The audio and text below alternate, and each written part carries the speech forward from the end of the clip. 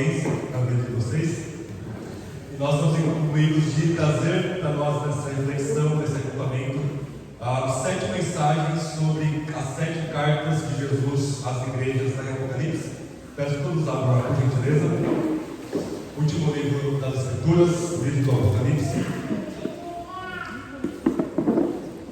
capítulo 2.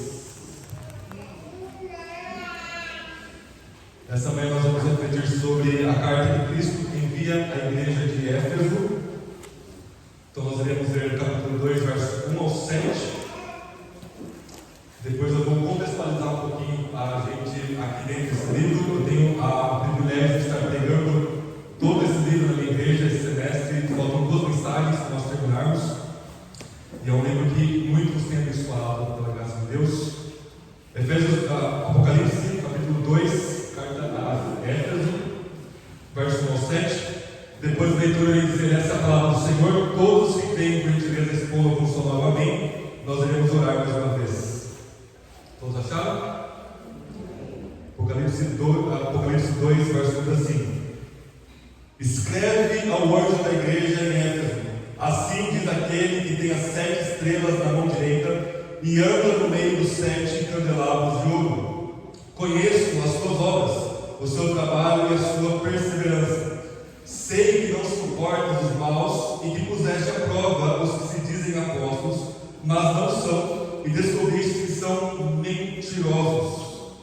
Tens perseverado e sofrestes por causa do meu nome, e não te desanimaste.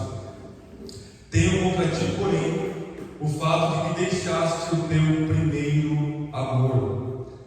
Lembra-te, pois, de onde caíste, arrependa-se e volte às obras que praticava no princípio. Se não se arrependeres, logo virei contra ti e tirarei o teu candelabro do seu lugar.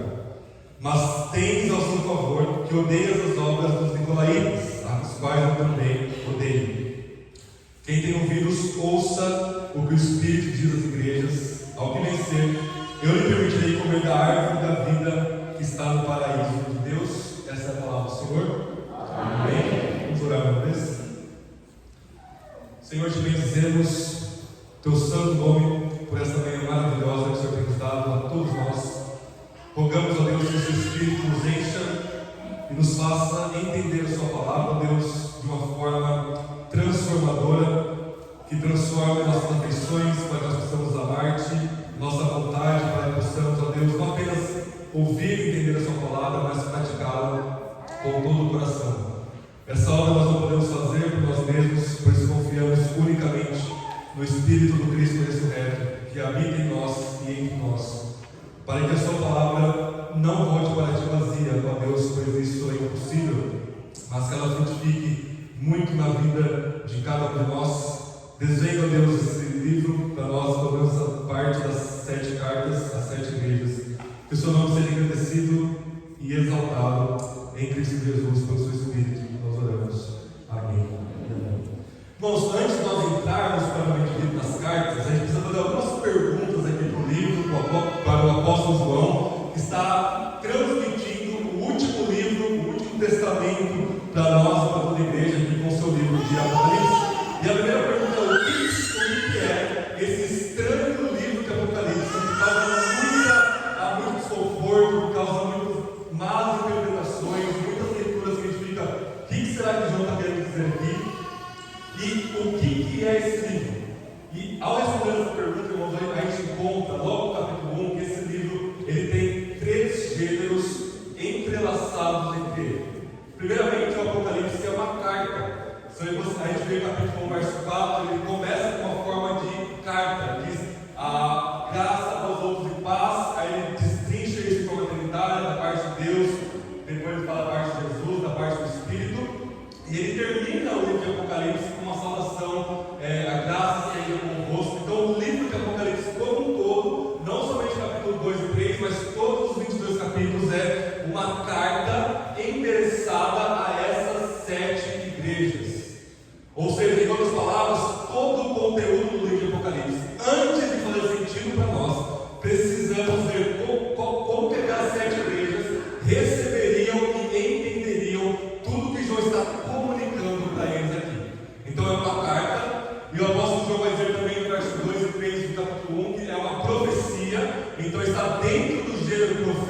Antigo Testamento. Isso também tem algumas implicações na nossa leitura. E, acima de tudo, é um gênero apocalíptico. Meus irmãos e irmãs, Apocalipse não é um tipo de filme de zumbi dos filmes tempos.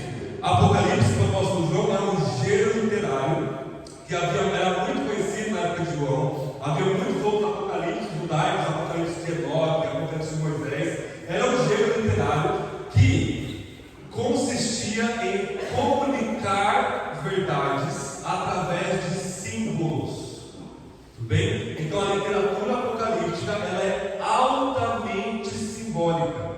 E a maioria dos símbolos que João está trazendo aqui para nós vem do Antigo Testamento. É por isso que a gente não entende Apocalipse, porque a gente conhece muito pouco, quase nada, do Antigo Testamento.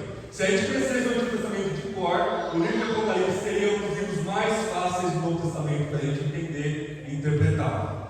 Tudo bem? Então, primeiro, é uma carta, é uma profecia e é também um apocalipse, ou seja, é uma comunicação simbólica.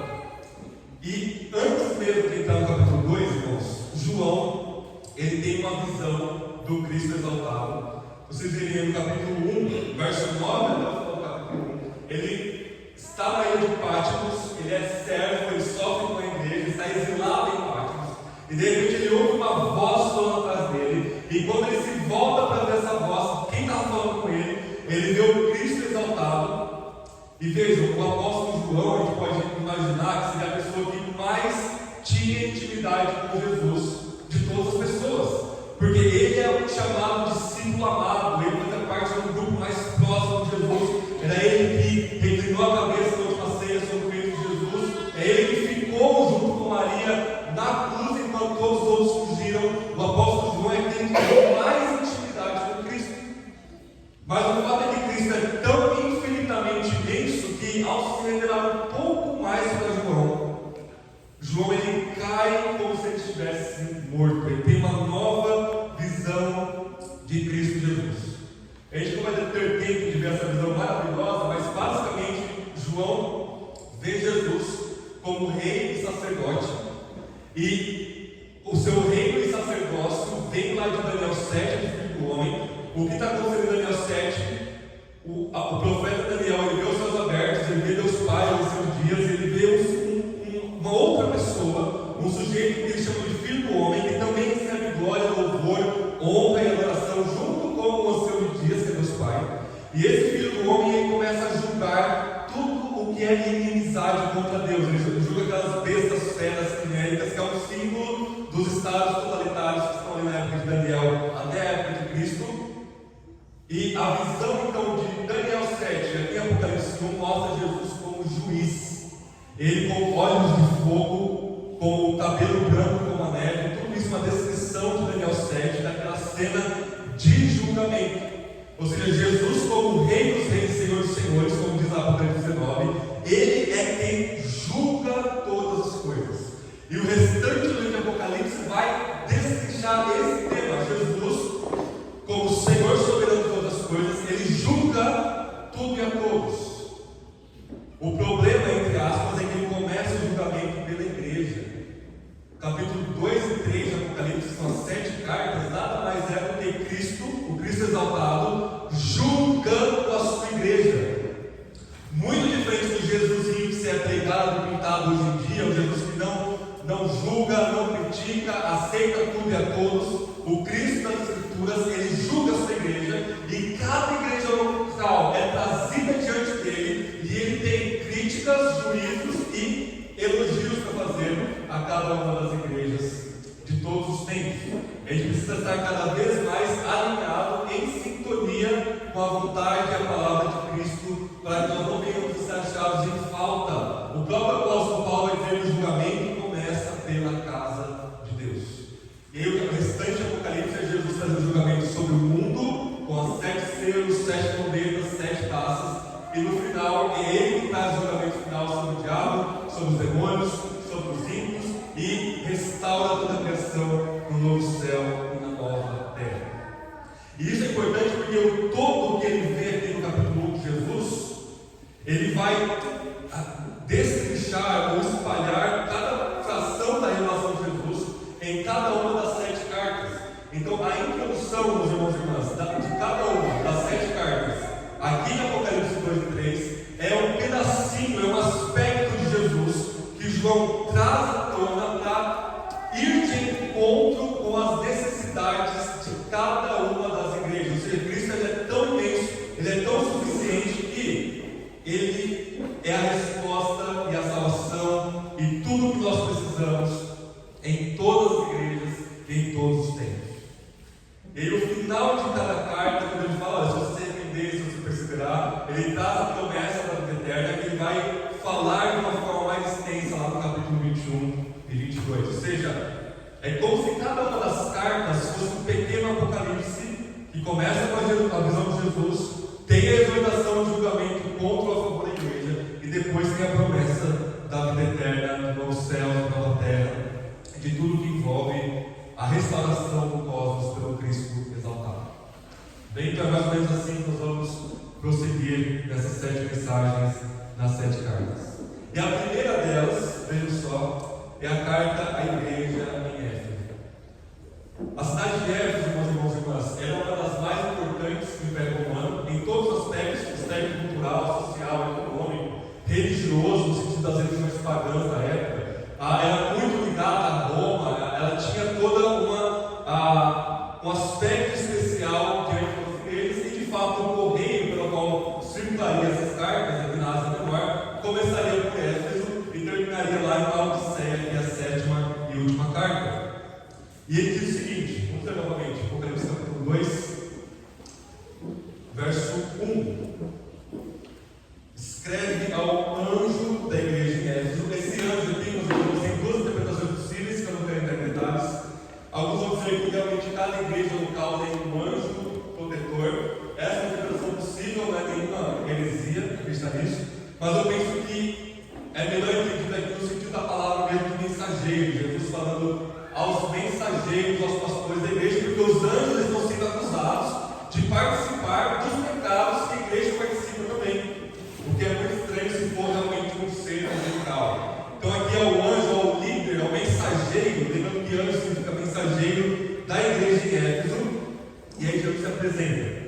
Assim diz aquele que tem as 7 estrelas na mão, ou seja, Jesus tem todos os líderes nas suas mãos, os pastores que na final da Apocalipse é descrito com essas estrelas, estão nas mãos de Cristo, que Ele é o supremo pastor e líder da igreja. Todos os outros líderes são chamados graciosamente a participar da liderança da igreja, mas eles estão na mão de Cristo. A gente não pode esquecer disso, meus amados pastores. Nós estamos nas mãos de Cristo, e Ele anda no meio dos 7 candelabros de ouro.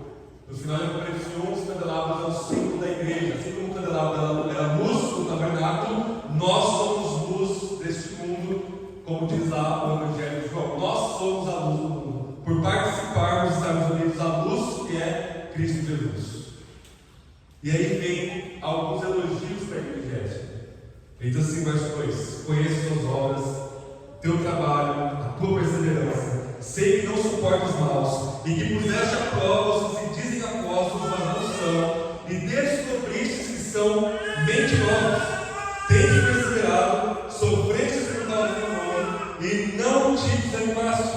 E aí no verso 6, ele dá mais um elogio e fala o seguinte: mas tenha teu favor, que odeias as obras dos nicolaítas, os quais eu também odeio. Ou seja, o elogio que Jesus tem aqui nessa igreja, além de eles perseverarem no trabalho, no sofrimento, em toda a luta que se envolve ser cristão, é que eles tinham uma doutrina pura, uma doutrina sã, uma doutrina que estava de acordo com o ensino dos apóstolos, de acordo com o Evangelho recebido do nosso Senhor Jesus.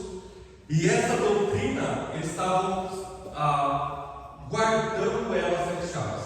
Eles tinham o que nós chamamos de uma ortodoxia. A ortodoxia significa um pensamento correto, uma doutrina correta. E isso é algo de elogio da parte de Deus.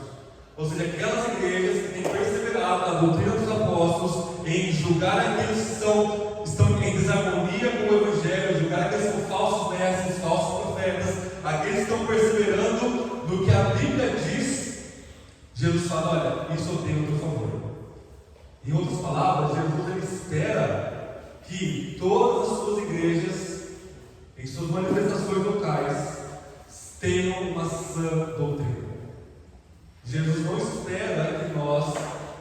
não tem problema, a gente é 50% está correto aqui, mas 50% é de casa com outras coisas da nossa cultura, mesmo quem tem choque com tradição com a doutrina da Bíblia, não tem problema, porque afinal de contas a gente tem que contextualizar o Evangelho, a gente tem que atualizar a mensagem da Bíblia. Não, a gente vai ver nas outras cartas que aquelas que se comprometeram com o falso ensino, Jesus condena elas veementemente.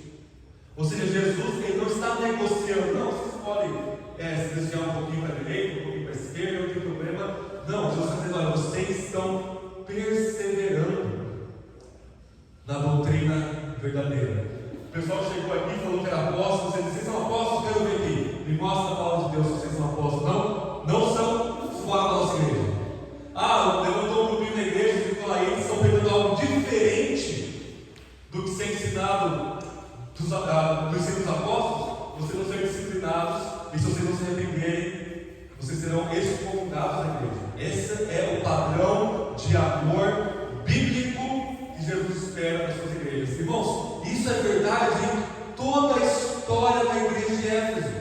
Se a gente pegar um pouquinho da história da igreja de Éfeso, se a gente voltar, por exemplo, em Atos dos Apóstolos, Atos 16, por exemplo, Paulo começa a segunda viagem missionária, ele passa para Tessalônica, planta a igreja de Tessalônica, depois ele desce para Bereia, antes ele passou por Filipe, desce para Bereia, depois ele desce lá em Atenas, em Atos 17, ele está ali pregando para os filósofos, epicureus, históricos, debatendo com um rigor filosófico muito elevado em Atos 17.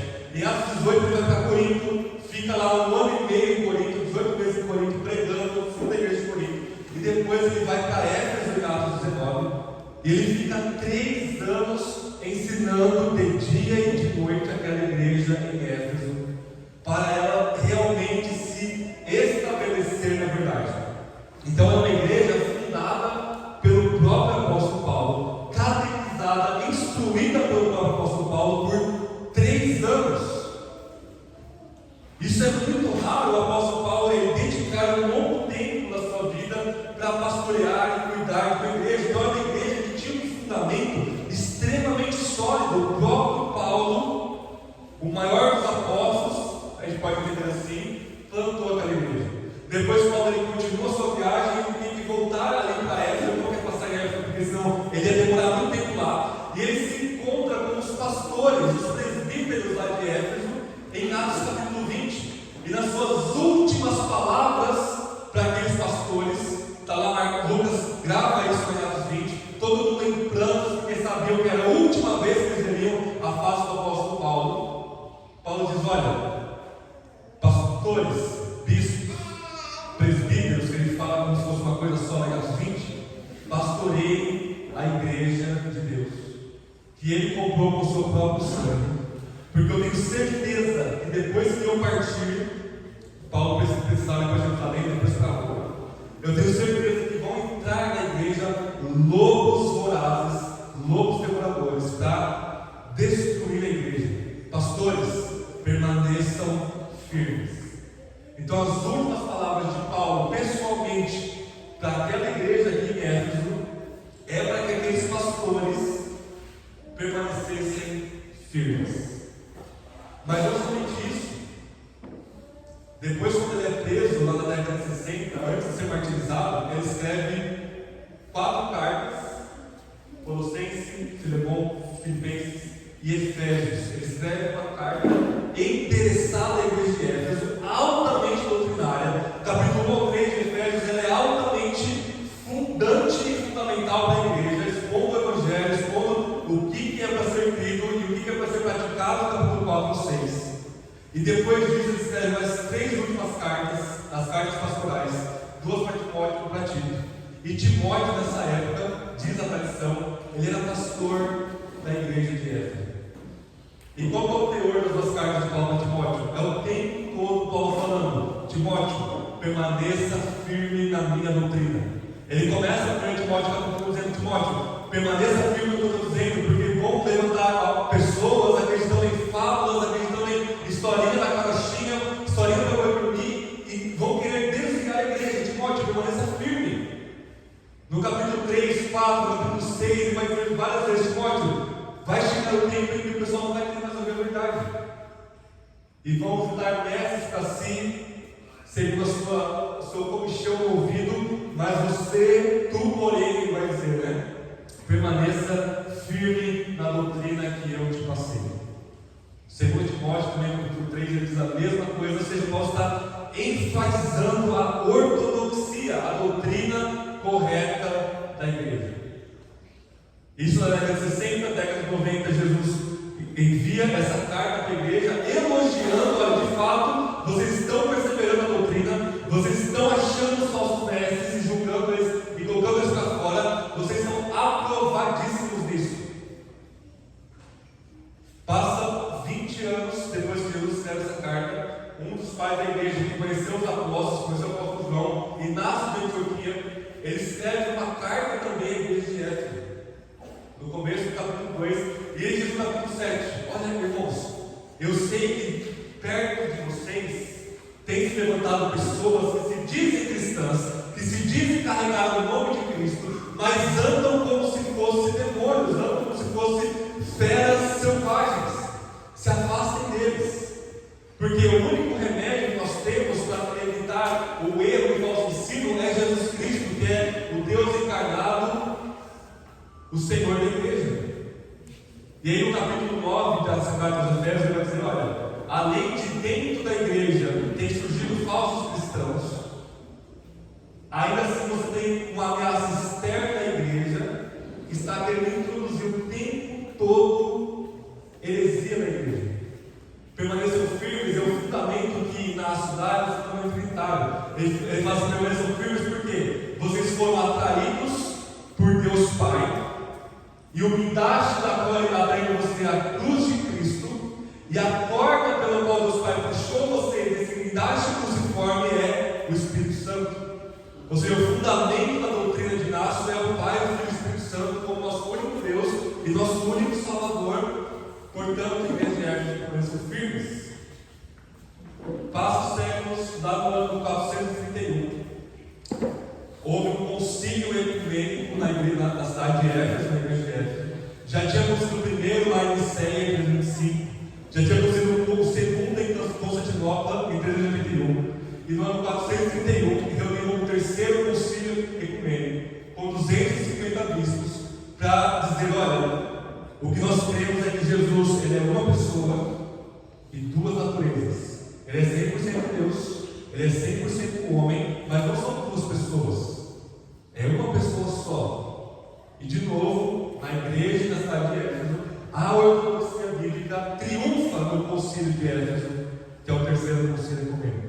Vocês percebem que no século I até o século V, que nós temos notícia pelo menos, a igreja de Éfeso permaneceu absolutamente firme na doutrina apostólica. E não é um conforto, não, o tempo todo pessoas batendo na porta, dizendo, olha, acreditem nisso, acreditem naquilo, introduzam esse ensino na igreja, talvez pastores poderiam se levantar e dizer, não, vamos pregar uma coisa diferente aqui. E a igreja, por 5, 6 séculos, permaneceu inabalável na doutrina dos apóstolos. O próprio Jesus, em pessoa, envia essa carta aqui em Apocalipse 2, dizendo, olha, isso eu elogio vocês. A ortodoxia de vocês está intacta nesse sentido. Irmãos, isso deve falar nos nossos corações de alguma maneira. A gente precisa permanecer firmes na doutrina, não somente na nossa geração, não somente debaixo do pastoreado do pastor Paulo Guedes ou de outros pastores que estão se levantando na igreja, não, mas por gerações. A gente precisa preparar a próxima geração, preparar os próximos pastores e permanecer firmes na doutrina bíblica. E não é permanecer firmes no sentido, vamos para um monastério, sair daqui, vamos criar uma comunidade onde a gente possa ficar tranquilo. Não, é permanecer firme em meio a uma enxurrada de heresia, de falso ensino, de tentações, de comprometermos a nossa fé com um monte de coisa. E a gente permanece firme pela graça de Cristo, no poder do Espírito. Mas Cristo também tem uma crítica a essa igreja. A palavra crítica, ela significa julgamento. Ele tem algo contrário a essa igreja. É o que ele diz aqui no verso 4. Vamos ler de novo. verso 4 de Apocalipse 2. E essas palavras são ensurdecedoras para qualquer igreja. Tenho, porém, contra ti. Cristo está contra a igreja de Éfeso nesse aspecto que a gente vai ver aqui. Tenho, porém, contra ti o fato de que deixaste o teu primeiro amor. E eis a questão: o que significa, afinal de contas, o primeiro amor? E aí nós temos algumas possibilidades. Numa era como a nossa, que é altamente voltada para o sentimento, uma época que foi construída sobre o sentimentalismo, o emocionalismo, onde tudo o que importa é o que o indivíduo sente, é o que você está sentindo no momento. Todos os cultos, a maioria dos cultos do nosso país são voltados a trazer sensações, trazer sentimentos, trazer emoções para a igreja. Numa leitura talvez contemporânea disso, a gente pode dar primeiro amor, a gente esfriou aquele sentimento que a gente tinha lá no começo do novo convertido, e agora a gente está frio, a gente não está sentindo mais a presença de Cristo, ou não está sentindo com tanta intensidade a presença de Cristo. Mas o problema com essa interpretação é que a palavra amor, em todo o Novo Testamento, ela não tem como primazia o sentimento. Não importa se você está sentindo ou não, você tem que amar. Você tem que amar pela sua esposa, pelo seu marido, todos os dias. No padrão do Evangelho, como Cristo foi a igreja, submeteu seu marido como a igreja submete a Cristo, independente se você está feliz, se você está triste, se você está contente, se você não está, se você está disposto ou não. Amor, ele transcende o mero sentimento. É claro que o sentimento está presente, é claro que o sentimento é importante. Deus nos criou com sentimento, mas Ele não tem a centralidade que nós damos a Ele. Outros vão dizer, por exemplo, não tem como a gente saber o que é o primeiro amor, porque João ele está comunicando algo que ele sabe, só ele e a igreja deve saber o primeiro amor. Mas existe uma terceira opção, que é talvez a gente possa deixar o texto interpretar o próprio texto. Quando Jesus se apresenta para as igrejas no começo de cada carta, não é aleatório, não é eu sou assim e aí eu vou falar outra coisa. Não. A descrição de Jesus no começo de cada carta, ela é altamente significativa para o problema daquela igreja. E como Jesus se apresenta, como a gente viu aqui, ele tem na mão as 7 estrelas e ele anda no meio dos 7 candelabros. Ou seja, ele está descrevendo a igreja aqui como sendo um candelabro, e na nossa função de luz, nós encontramos, por exemplo, o verbo testemunhar.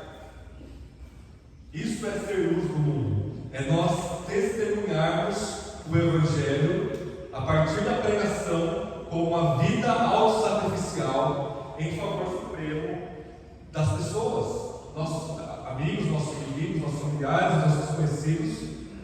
Isso é ser luz. E quando Jesus diz, olha, vocês perderam aquele amor principal, aquele primeiro amor que vocês tinham, talvez a igreja de Éfeso tenha se enclausurado tanto em se defender internamente, que eles esqueceram de ser luz, que eles esqueceram de ser um corpo de testemunha de Cristo Jesus neste mundo caído em trevas. Então a melhor leitura aqui para primeiro amor, visto que a descrição de Jesus em Apocalipse 2:1 é vocês perderam aquele amor que se traduz não em mero sentimentalismo, ou não apenas em boas obras, porque eles tinham obras aqui, mas é um amor que se traduz em ser luz deste mundo, em ser candelabro, em ser testemunha de Cristo, pregar Cristo deste mundo. E é isso que ele diz, por exemplo, no verso 5: lembra, pois, onde caíste, arrepende, volta às obras que praticavam no princípio. Se não se arrependeres, logo serei contra ti e tirarei o teu candelabro do lugar. O que significa isso, irmãos? É um julgamento de Cristo contra uma igreja local. Se a igreja ela para de ser testemunha, ela para de ser luz, ela para de ser candelabro, Jesus vem e tira a luz de fato daquela igreja. Ou seja, aquela igreja deixa de ser uma igreja. Vai ser apenas um ajuntamento de pessoas que acham que estão ali por causa de Jesus, ou por causa de qualquer coisa, por causa de Deus, ou porque tem Deus no coração, ou porque precisa ter alguma religiosidade para se manter constante na sociedade, mas não é luz deste mundo. A modo como Jesus se apresenta, o julgamento que ele traz de eu vou tirar a luz de vocês, ou seja, vocês não querem ser luz, é isso que vocês vão ter, eu vou tirar a luz de vocês. Vocês não querem testemunhar sobre o Evangelho, vocês não querem pregar, evangelizar, proclamar a mim, o Cristo ressurreto das pessoas, ok, então vocês vão ter exatamente isso. Vocês vão deixar de ser igreja. Então é possível, infelizmente, uma igreja genuína, bíblica, talvez uma das melhores igrejas dos primeiros séculos, permanecer um tempo com ele, é chamada a se arrepender, e se não se arrepender, ela deixa de ser igreja. Por mais que esteja lá, primeira igreja de Éfeso, está só a placa lá, está tudo morto lá dentro. E isso deve ser muito estranho à nossa tradição batista, porque os batistas reformados são os pais das missões modernas. Homens como William Tyndale e muitos outros homens, eles eram reformados, eles eram calvinistas, eles criam na soberania absoluta de Deus. E por isso, eles deram sua vida a missões, a pregação do Evangelho em lugares difíceis ou impossíveis. Em outras palavras, não adianta nós termos uma doutrina pura, uma doutrina mais próxima do Novo Testamento possível, que é possível a uma igreja desse lado da verdade, se essa doutrina não se traduz em luz em meio às trevas. Se essa doutrina não se manifesta como testemunho poderoso, testemunho ousado do Evangelho nessa sociedade caída que eles viviam e que nós vivemos e que vai existir até a volta de Cristo. É isso que Deus está falando aqui. Ele não está dizendo, não, você tinha um sentimento, você se arrepiava todo no primeiro amor, agora você só vem para a igreja. Não, existe um processo de maturidade nossa. E o ponto aqui não é sentimento, o ponto aqui é testemunho. E a gente vai ver durante esses 7 mensais que existem 2 problemas principais nessas 7 igrejas. O primeiro deles é esse aqui de Éfeso, que vai se repetir em algumas outras igrejas, que é a falta de testemunho externo. Então é um problema de como que a igreja se externaliza, como que a igreja se manifesta, se apresenta publicamente para este mundo caído. E Jesus, por meio do apóstolo João, está dizendo no verso 5: lembra-te da onde vocês caíram. Então, se eu, em algum momento, parei de testemunhar o Evangelho, se você, indivíduo, parou de testemunhar o Evangelho, se a igreja aqui, ou a igreja que eu pastorei, ou qualquer outra igreja, de tanto que se fecha em perseverar na doutrina dos apóstolos, deixar de pregar o Evangelho, Jesus está dizendo: olha, você precisa se lembrar onde você caiu. Então houve um momento maravilhoso na igreja de Éfeso, quando eles iam lá em praça pública, em Atos 19, no meio da sociedade lá da cidade de Éfeso, queimavam os livros de bruxaria, de feitiçaria deles, como um testemunho público que eles não faziam parte mais daquela sociedade pecaminosa, no sentido de participar dos pecados deles. Mas houve um momento de tanto ataque, o apóstolo Paulo falando, o pastor Timóteo falando, o apóstolo João falando, o tempo todo, permaneçam firmes, porque de fato era um perigo iminente a igreja se desviar. E aí não adianta, a gente vê nas outras igrejas que o problema é o oposto, testemunhar, mas não ter doutrina correta. Mas isso a gente vai ver depois. O que Jesus está falando é: lembra-te de onde você caiu. E memória na Bíblia não é apenas um exercício intelectual, nossa, deixa eu lembrar aqui o que eu fiz ontem, mas é sempre um lembrar que leva à obediência, é sempre um lembrar que deve ser mais profundo no nosso coração. Lembra-te de onde vocês caíram, arrependa-se e volta às obras que praticavam no princípio.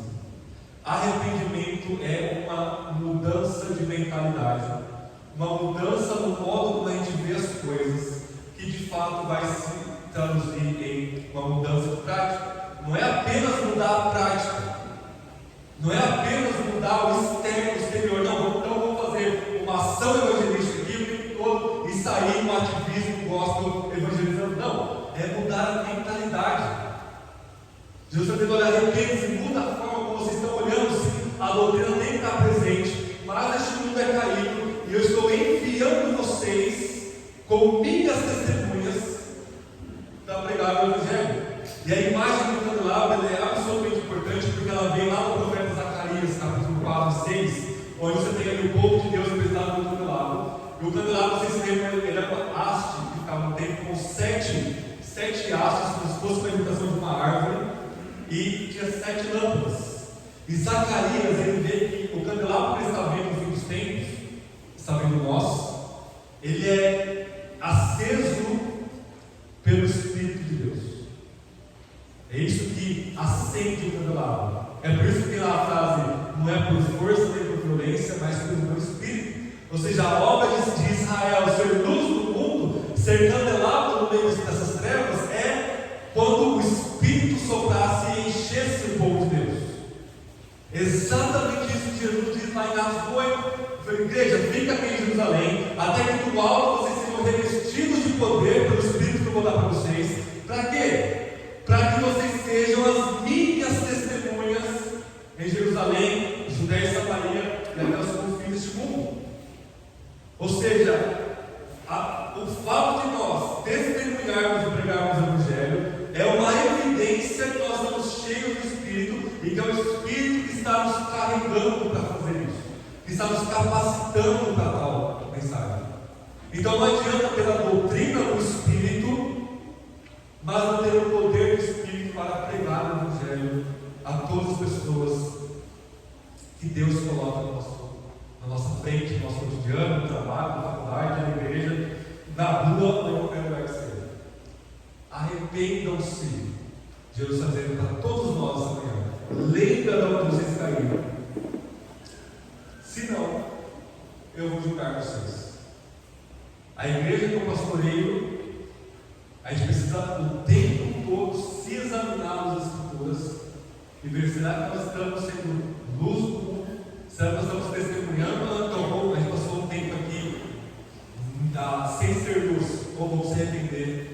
O Cristo Evangelho está nos chamando, Ele é gracioso, Ele quer que a sua igreja se arrependa, e Ele chama a todos nós ao arrependimento. Amém?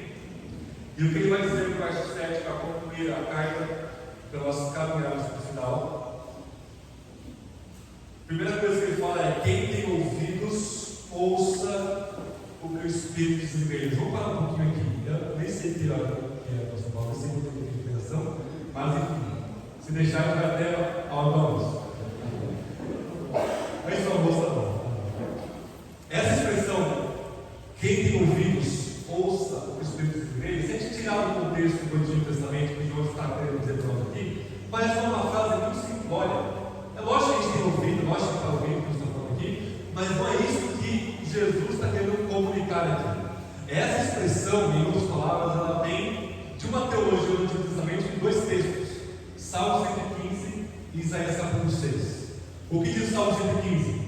Davi, ele vai dizer: não a nós, Senhor, não a nós, mas ao teu nome da glória, por amor da sua misericórdia e da sua bondade. E ele vai dizer: olha, os que não confiam no Senhor, ou seja, aqueles que adoram ídolos, e ele vai descrever os ídolos da seguinte forma: os ídolos têm olhos, mas não veem, têm ouvidos, mas não ouvem, tem boca, mas não falam, tem mão, mas não pegam, tem pés, mas não andam. E Davi vai dizer assim: tornem-se semelhantes a eles todos os que o adoram. O princípio da adoração e da idolatria é estabelecido aqui por Davi, dizendo que nós nos tornamos parecidos com aquilo que nós adoramos. Então, se você ou eu adoramos qualquer outra coisa que não seja o único Deus verdadeiro, Pai, Filho e Espírito, nós estamos adorando um ídolo, quer seja sexo, dinheiro, comida, meu marido, minha esposa, meu marido, meus filhos, meu pai, minha mãe, minha igreja, qualquer coisa que seja, meu ministério, e eu vou acabar ficando espiritualmente cego, espiritualmente surdo, espiritualmente mudo. Não vou conseguir mais falar de Jesus, porque o meu coração está cheio de Jesus, está cheio de ídolos. E eu estou me tornando espiritualmente inútil, porque eu não estou conseguindo mais viver para Deus. Deus ele chama Isaías, esse manifesto para Isaías no capítulo 6. Isaías vê a glória de Deus, vê os serafins, Deus chama ele para pregar. E Isaías pergunta: o que eu vou pregar, Senhor? E Deus diz: olha, você apenas o seguinte: Israel tem olhos, mas não veem, tem ouvidos, mas não ouvem, tem um coração, mas não entende. E isso é um julgamento sobre eles, porque eles não querem me adorar. Diz o Senhor Deus: eles estão adorando ídolos. E portanto é isso que eu vou dar para eles. Eles vão adorar ídolos e ser espiritualmente inúteis, como os ídolos são espiritualmente inúteis. Só que a teologia que nós temos aqui agora é de uma forma positiva. Jesus está dizendo, ele fala isso nos evangelhos, né? Ele fala assim: olha, eu falo por parábolas para que o pessoal não estava entendendo, porque são tomados por ídolos. Ele precisa ser assim. Eles têm olhos, mas não veem, têm ouvidos, mas não ouvem. Mas a voz é dada ao conhecer o reino de Deus, o mistério do reino de Deus. E aqui ele diz: quem tem ouvidos para ouvir, ouça. Ou seja, se o Espírito Santo transformou seu coração, habita em você, destampou, tirou a surdez espiritual de você, você vai ouvir as palavras de Cristo. Quem tem ouvidos para ouvir, ouça. Quem não tem, se a igreja de Éfeso fosse caracterizada por uma falsa igreja, eles não teriam ouvidos para ouvir, porque isso é espiritualmente surdo. Jesus está falando, está entrando por aqui, sempre por aqui. E eles continuam a praticar os pecados que eles estavam praticando.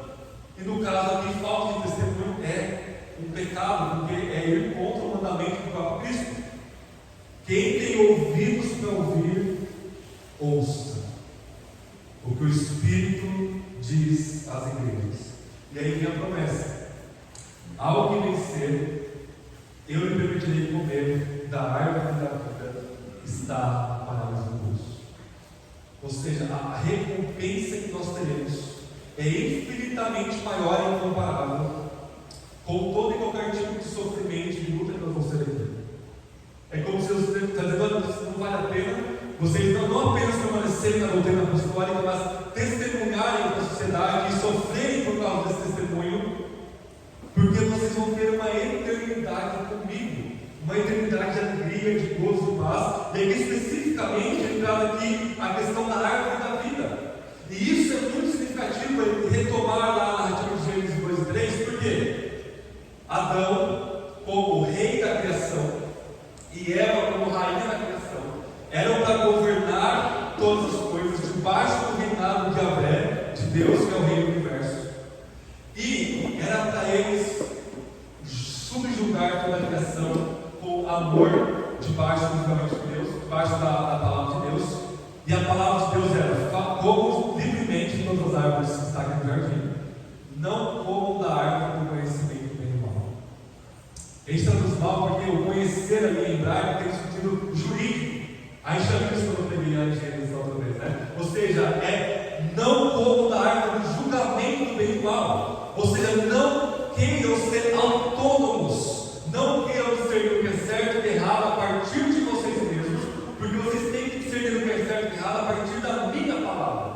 E aí vocês vão ser reis e rainhas de fato, juiz da criação. E o que era para eles fazerem? Quando veio a serpente, era para Adão e Eva ter dito: assim diz o Senhor, você está fora da palavra de Deus. Não foi isso que Deus disse: afasta daqui, Satanás, serpente. Aí vocês veem que hoje talvez vocês não lembrem, mas o julgamento final era para ter acontecido naquele momento, debaixo da árvore do julgamento do bem e do mal. O rei e a rainha da criação, os juízes da criação, Adão e Eva, diante do mal que era a serpente, que estava destoando a palavra de Deus, que Deus testemunhou para Adão e Eva, era para ser julgado, ter achado a serpente em falta e expulsado ela, e a recompensa seria a árvore da vida. Ou seja, por perseverar no testemunho da palavra de Deus, que Adão e Eva tinham, eles teriam acesso à árvore da vida. É a mesma coisa que na igreja de Éfeso. A serpente estava tentando de todas as janelas, de todas as portas do telhado, entrar na igreja de Éfeso. Eles estavam dizendo: afasta daqui, serpente. Mas ao mesmo tempo a palavra testemunhar do Espírito caído. Ao que vencer, permitirei comer da árvore da vida que está no paraíso de Deus. Essa é a recompensa do Evangelho. Agostinho, o maior padre, vai dizer que toda a recompensa que a gente vai ter é Deus vai recompensar o dom dele em nós, ou seja, vai ser uma recompensa graciosa, porque tudo que a gente faz para agradar a Deus vem do Espírito de Deus em nós. Mesmo assim, mesmo tudo sendo uma dádiva, tudo sendo um presente merecido de Deus para nós, mesmo assim Ele nos galardoa. E quanto mais firmes nós somos na doutrina, e quanto mais poderosa a gente for no testemunho, maior é o nosso galardão e maior é a nossa esperança neste mundo, e mais nós perseveramos. Amém? Então, nós somos Éfeso. O fato de João ter escrito para 7 igrejas, e aí de fato são 7 igrejas reais que existiram na Ásia Menor, mas ele poderia ter escolhido 8 igrejas, 6 igrejas, 20 igrejas, poderia ter escrito para 50 igrejas, porque tinha. Ele escolheu 7 porque o número 7 em Apocalipse é um símbolo de plenitude, é um símbolo de completude. E é intencional de João, quando você para essa igreja, Éfeso, ir na outra igreja, até chegar lá em Laodiceia, para que todas as igrejas, depois disso, ao ler isso daqui, de fato, se arrependam do que tem que se arrepender, permaneçam do que tem que permanecer, porque essas verdades são das 7 igrejas, para a plenitude das igrejas entre a primeira e a segunda vinda de Cristo neste mundo caído. Vem, vamos orar? Um momento de oração.